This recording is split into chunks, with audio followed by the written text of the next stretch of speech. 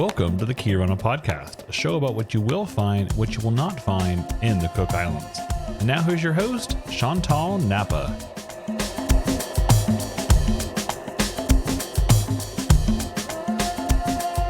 Kia ora, kia koto katoa, well there, Chantal Napa. Welcome back to Kirana Podcast. Ashley Steele is going to ask me a few questions, everyone, because I actually do get asked a lot of questions, and I say, you know what, this would be a good time to do a recording. Welcome back to Kirana Podcast, the show about what you will find and will not find. And we have your host with us today, Ashley Steele from the Clay Guy. Thank you for my introduction, Chantal.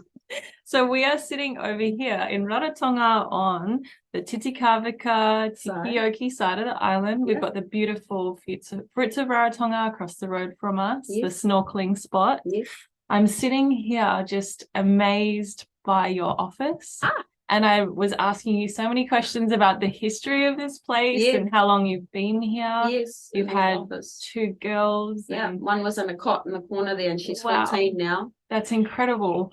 And then this land that you're on is family. It's, you know, my grandaunt and my mum's brother, Uncle Tai, married my grandaunt, Mama Puretu's eldest child, Shane, and so through that family connection, I have been allowed and privileged to run an office here. And Athena's 14 now, so she was in a cot in that corner there. Wow. And we've had Chantal's Rarotonga Living operate out of here, which was aprons and table runners. Yeah. So when I first moved back here, Ashley, I had been in Sydney 17 or 18 years. Mm-hmm. And then, as you know, the father of my children, Brendan Nicholas, is your relative. Yes. Right. Yeah. And so I decided to leave Australia and have my first child back home here. Mm-hmm. And then when I came back here, I was walking around Punanganui Market back then, so it'd be 15 years ago, because she's 14 and a half, so 15 and a half years ago, pregnant with her, and I was looking, what were they selling at Punanganui Market 15 and a half years ago? Yeah. And you walk around, then you have the baby, and then you walk around, because you're trying to think of what income stream can you create when you want to be that full-time mum. Yeah, and I think a lot of women on this island would resonate with that. Absolutely. In the world. Yeah. Like when you have a child, because my mum said to me, when I had Athena, my mum said to me, Ashley, I said to my mum, when she's 6 months old, mum, I'm going to put her in care, and then I'm going to, go back out and start working. My mum goes, Chantal, you waited until you were 37-ish years old to have your first child, and, you're going to just put her in care. Can you afford to stay home? I said, sort of. She said, you'll never get that time back. Yeah. You'll never get that time back with your young one. And she was saying that from experience because she went to work when she had me. Yeah.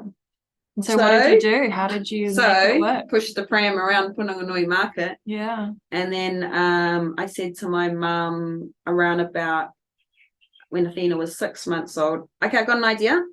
There's a lot of food selling in the market, but we are going to make aprons, because everybody has to eat and someone has to cook. Yep. So let's make Cook Island style aprons and table runners. Amazing. That's it.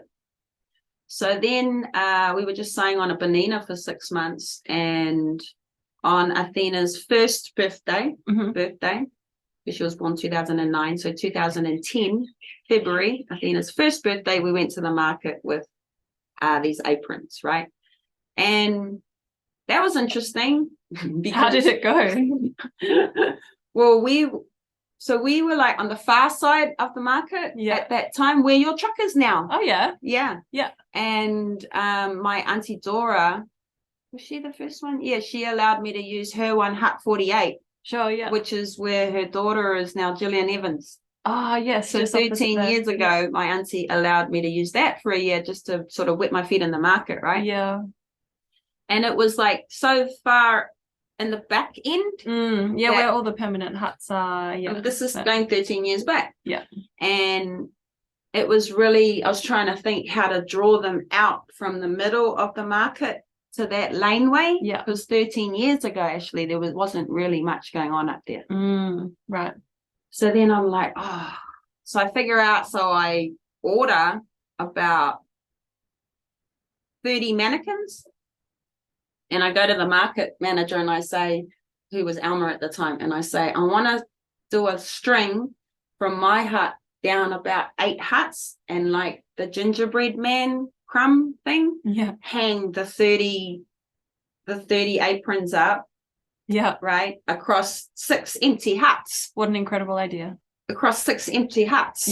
And so we put the mannequins up, and then everyone was looking out at these 30 aprons or something on mannequins, and it was like a gingerbread man trail, and then they just came out.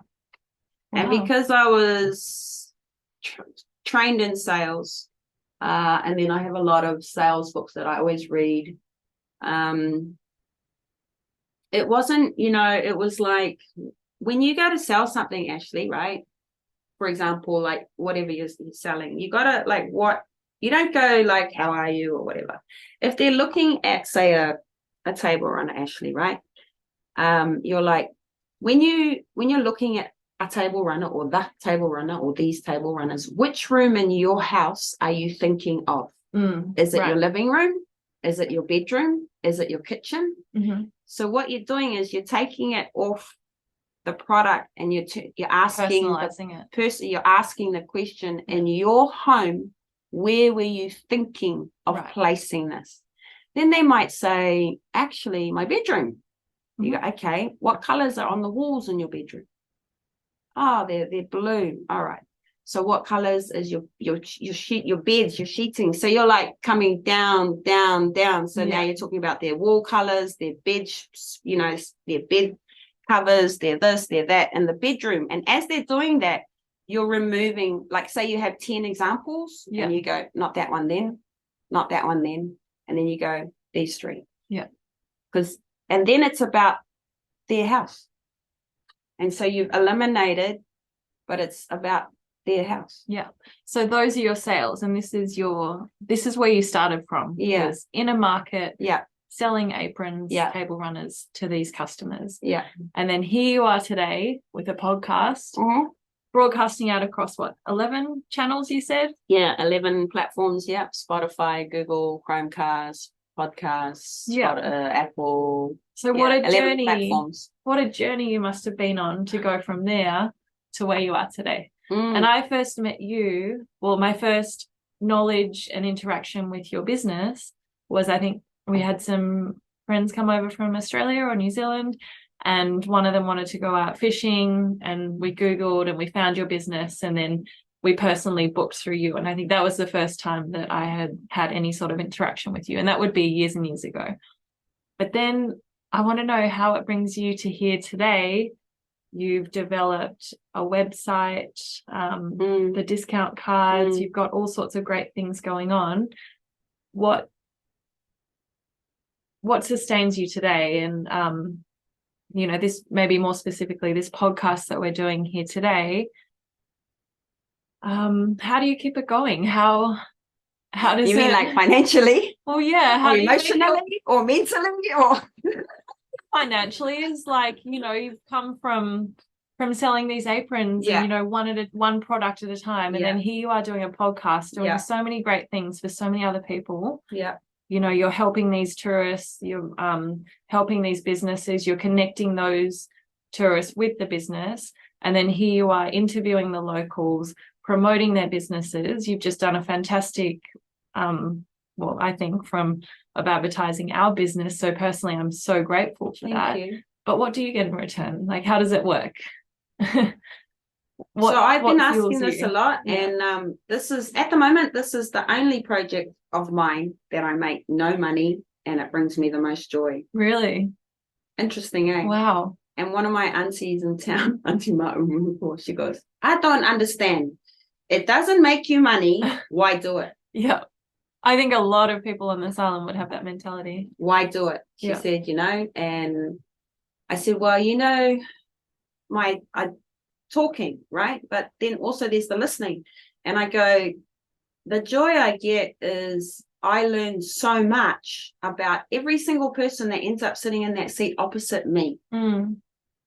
And then 122 episodes later, Yeah.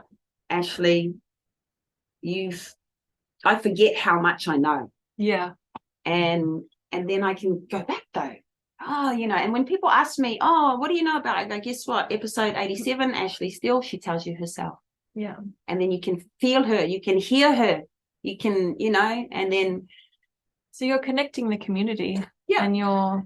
Totally. You got to connect the community. And when Hayden and I, because people who've been listening to my show for 3 years, oh, yes, we had our 3-year birthday. Everybody knows that, right? Now reaching 103 countries.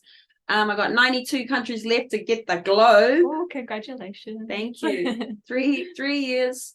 Hayden Adams in the background, he's been amazing, IT wise for this project.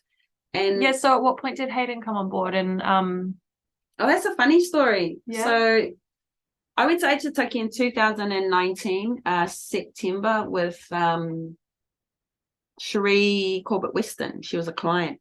And we get to Aitutaki, and then I go and see my friend at Tamanu Resort, Nick Henry, because he's the general manager there. And I'm like, oh, Nick, can you put in your, diary, that calendar, that we had a meeting, and then I'll clip my ticket, right, for coming into over Aitutaki. And he goes, well, you better sit down and we have that meeting. Oh, okay. Because he was my school prefect at school, right? Oh, wow. I was like, who do I know in Aitutaki, right, that I can clip my ticket? So next to me in his office was a dozen of these books. Right. How I Fell in Love with an Island. Mm-hmm. I grab one. I say to Nick, how much? I, book for my holiday, 4 days in Aitutaki. So I'm looking at this book. It's got a beautiful view out over the Aitutaki Lagoon with a coconut tree. And How I Fell in Love with an Island by Hayden Adams. Tales of Accidental Adventures in the Cook Islands. Mm-hmm. Okay. So I'm reading it. I get to page 46. I'm laughing about this guy's Starbucks account of our country. Mm-hmm. I put the book down. Where's Hayden from? He's originally from California, but he's now living in Savannah, Georgia, in America. So he's got a website here. So I email the website and I go, I'm Aurora, I'm reading your book. I'm up to page 46. I'm cracking up. Wow. Right.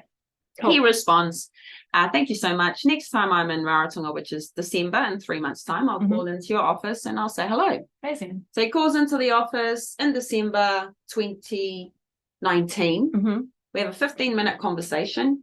I say, is this pre-podcast? Yeah, this is pre-podcast. Okay. This is pre-COVID. So September 2019, I read the book. Mm-hmm. December 2019, I meet him because he comes here to my office. We have a 15-minute conversation. He walks away. I say, oh, what's your next book? Thinking he's an author. And he goes, no, I'm not an author. I just wrote that for fun. I'm an IT guy. Oh, wow. And off he goes. And then March 2020, COVID lockdown. April 2020, Hayden emails me and he goes, Chantal, I'm bored as at home in lockdown. I've done some research. There's no podcast coming out of the Cook Islands. Oh. I've managed to get the national greeting, Kia ora. Would you like to be the local host? And I'll build the infrastructure. Incredible. It is incredible because... Did you say yes straight away or was there hesitation? No, I emailed him back and I said, it's Sunday. I don't make any decisions on a Sunday. That was aka for totally. Okay. So when I rang him up on the Tuesday, I said, I don't know what a podcast is. And he goes, but you're using an Apple phone to ring me. I go, yes. He goes, on your phone is a purple and white, icon with a microphone. I go, yes. And he goes, hit it. I'm like, hit it? He goes, hit it. You won't break the internet. So I hit it. And he goes, it's a digital audio platform, and I went, okay, right. I still don't get it, but okay, it's like a radio. I said, okay. He said, give me 4 weeks, get someone to talk. He says, I'll build the infrastructure. Okay. When someone says to you, actually, 4 weeks to build something, that's right. That's pretty quick. So he does it.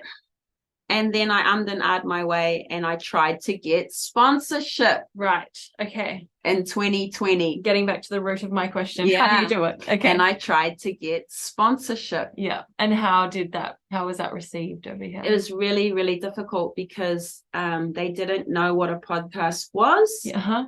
And I have a really fond memory of Bernadette Shaw, the CEO of ANZ Bank, because you have a background in finance. Yeah. I think it was about 9 months into the project, or 10 months. And she said, look, Chantal, I went everywhere, actually. Yeah.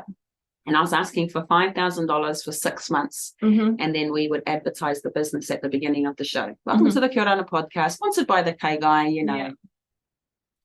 Bernadette Shaw said to me, we have a saying at ANZ Bank, Chantal, if we don't understand it, we don't fund it. Right.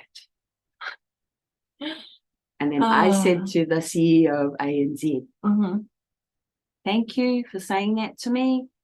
So now I realize it's not personal when they're saying no. Okay. So at what point do we come to understand it? Have you seen a trend in understanding as Totally. you're interviewing more? Totally, because in locals 3 years' time, Yeah. right?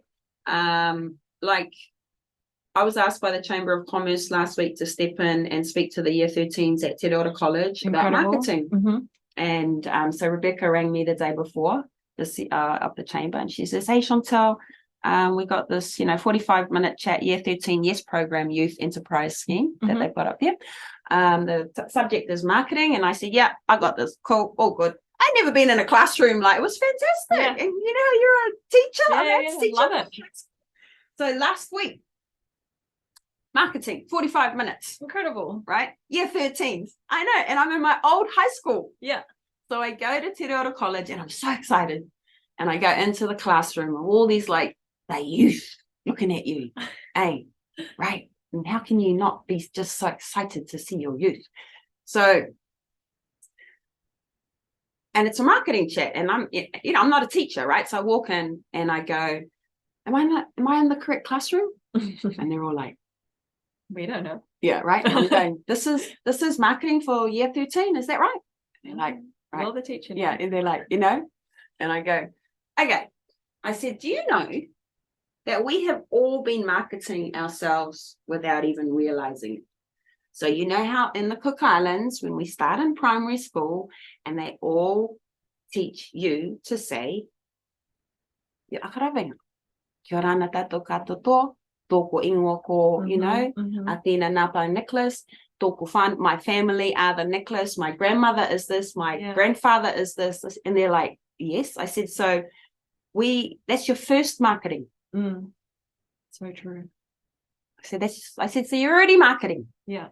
Because when you meet people, you're like, I'm so-and-so's daughter, I'm so-and-so's granddaughter, you're marketing yourself. So then I said to them, Ashley, give me different forms of marketing, right? And I got the whiteboard out. Yeah. And then they were, the first one was Facebook. I said, yep. And someone said podcast. Oh, yes. Yes. And I went, they get it. They know. Yes. Yeah. And I was like, yes, right, podcast. Cool. And we had our list, YouTube, this, so many, because someone said social media. I went, yeah, but let's break that down. TikTok, Facebook, social media, Instagram. I go, what a minefield. Yeah. What a minefield. And you're across all of those channels. Yeah, but I see you're very present and you're plugged in. You get it. But how do you I was so proud that the year 13s knew what a podcast was. Yeah. Because 3 years ago they didn't. No one here did. And Ashley. So what I'm getting from you is you do a lot of help and a lot of support for others. You're connecting our community with the world. You're plugging us all in. Yeah. Your concierge business is fueled from that desire to connect businesses. Yes, to help engage people, connect them with our island home. So one of the other things that a lot of us will read is that for any business to survive, you need the community behind you. True. Absolutely true. You need the community behind you. Yeah. So how do you get the community behind you? You give love. to the community. So when I do the show and my website for Chantal's Concierge, by giving the love to the community, it will naturally come back. Yeah, it flows. It definitely does. So it can't be about you. It's got to be about your community. So if you get the community behind you, which is what I've been doing for years, marketing and supporting as many businesses as we have here, then you have 57 people talking about you. Absolutely. And then it comes back. Yeah. So you just give that love, give it, just give it for nothing, just give it. And then it all just comes back. Wow. And that is really at the heart of what you do. It's incredible. So where do you see this in the future? What does tomorrow look like? What's years from now? I see it duplicated. Yeah. I see the system duplicated in the Pacific. Yeah. Your team, do you think it will be you? Who do you see on your team? Are there others who are a part of your show? Like, how do you see it growing, or where do you see it going to? So, because at the moment, as you know, it's just Hayden and I, right? Yeah. Okay. So where I am now in my 50s, if I was to grow that team larger, I would want that person to have some skin in the game. Because I've been training and doing a lot with staff over the years. And now if I was to sort of, I would rather that person have some skin in the game. Yeah. And so someone who can do what you do to be. Not necessarily, because remember, like, a lot of things are triangles, I don't want someone like me. I want someone with other, how you said to me in your podcast that your husband is the chef and he's the prep guy and he's the kitchen guy and he's the magic with all the food. Yeah, that's what you said. And then you said, I'm the numbers person, I'm the marketing person, I'm the person in the truck. Like you said in your podcast to me, you don't see my husband in the truck because he's prepping. But you can't do that without him prepping. For sure. So you don't want the same attributes. Yeah, absolutely. You want different attributes, which is why, like with Hayden doing all the IT magic behind Chantal's Concierge, and the digital card and the pod. I can't do what Hayden does. Yeah. Right. And then Hayden can't do what I can do. Yeah. And then someone else. So you need people with different attributes. Yeah, for sure.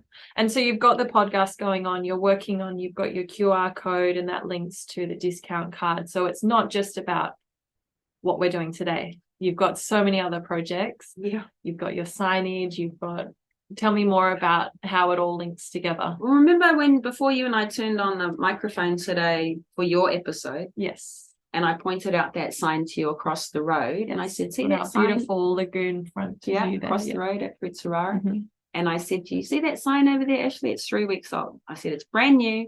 Hayden and I just put it up 3 weeks ago.